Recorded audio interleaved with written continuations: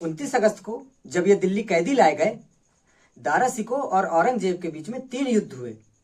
धर्मट का, सामूगढ़ का, देवराई का, और तीनों युद्ध दारा शिकोह हार गया। क्यों?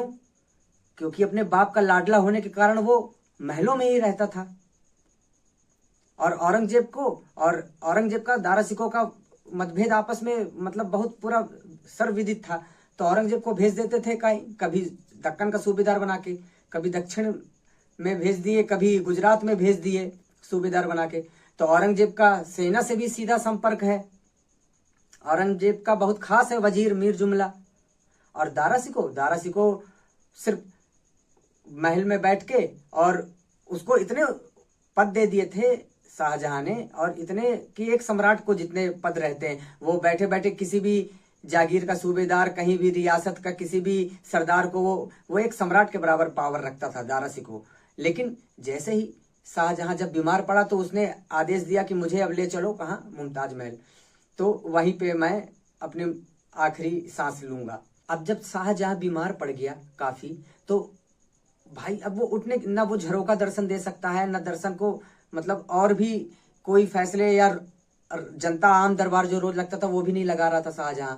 और इसी बीच क्या हुआ कि जो दक्षिण में औरंगजेब है, एक भाई सूजा बंगाल में, एक भाई गुजरात में है, तो इनके पत्राचारों को भी रोक दिया गया। मुराद गुजरात में है, तो इनको क्या लगा कि लगता है बादशाह नहीं रह गया, तो अब तीनों बढ़ने लगे। बल्कि सूजा ने तो अपने आप को बंगाल में और गुजरात में मुराद ने अपने राज्याभिषेक भी करा लिया। लेकिन शाहजहां से मिलने के या उसके विचार से औरंगजेब आगे बढ़ रहा था दक्षिण से आगरा के लिए। तो दारा ने 2 शाही सेनाएं भेजी, फिर भी 3 युद्ध हारने के बाद, कि एक मुराद को गुजरात से भगाओ और दूसरा औरंगजेब को रोको। भगा तो सकते ही नहीं थे। और औरंगजेब से तो बहुत लोग वैसे ही मिल चुके थे, क्योंकि जान रहे थे कि औरंगजेब ही इस उत्तराधिकार योग्य में। दारा एक अच्छा पिता, लाडला पुत्र, एक अच्छा प्रेमी, एक अच्छा पति हो सकता है, लेकिन एक अच्छा सेना नायक नहीं है। विजयश्री तो उसके बस की कभी कोई बात ही नहीं रही। दारा ने कांधार का तीसरा डेरा डालने के अलावा आज तक कभी भी वो महलों से, युद्ध के नाम से नहीं निकला। तो जब ये कैदी दिल्ली लाए गए 29 अगस्त को, तो चिलचिलाती धूप दिल्ली की, जिन दिल्लियों में की गलियों में बचपन का उसका वीराना गुजरा है, एक मैली कुचली हथनी पर खुले हौद में दारा को बैठाया गया। उसके हाथ खुले हैं, लेकिन उसके पैरों में बेड़ियां हैं। आगे उसका 14 साल का बेटा सिपर शिकोह है, और पीछे कौन बैठा है? गुलाम कैद खाने का जल्लाद अफसर नफर बेग। वो गुलाम है, लेकिन वो अफसर हो चुका है, और चिलचिलाती धूप में चल रहे हैं अपनी लंबी यात्रा में। आज दारा शिकोह ने अपने फटे मैले कुचले कपड़े पहने हुए हैं।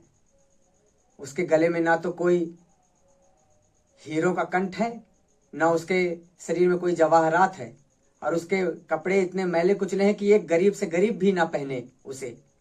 बर्नियर तो लिखता है कि उसको देखकर, उसकी ये हालत देखकर जनता में एक विरोध व्याप्त हो गया औरंगजेब के खिलाफ। लेकिन औरंगजेब ने शरिया का हवाला देकर और इस्लाम के कानूनों का हवाला देकर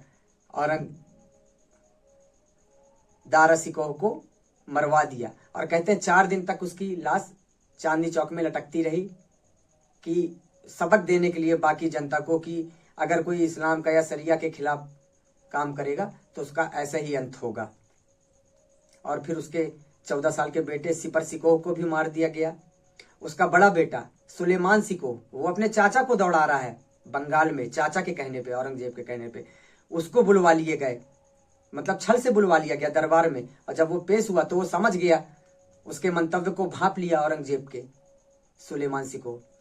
तो उसने कहा बड़ी दृढ़ता से कि मुझे पोस्ता न दिया जाए।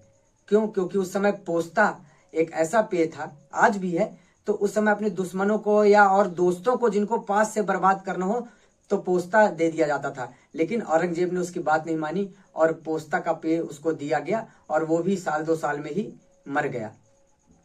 इस प्रकार औरंगजेब ने दारा शिकोह का अंत किया। धन्यवाद दोस्तों। इसी तरह अब मैं एक औरंगजेब के जीवन के अंत का वीडियो बनाऊंगा, जो उसके जीवन के कुछ दिन आगे पीछे का ही रहेगा।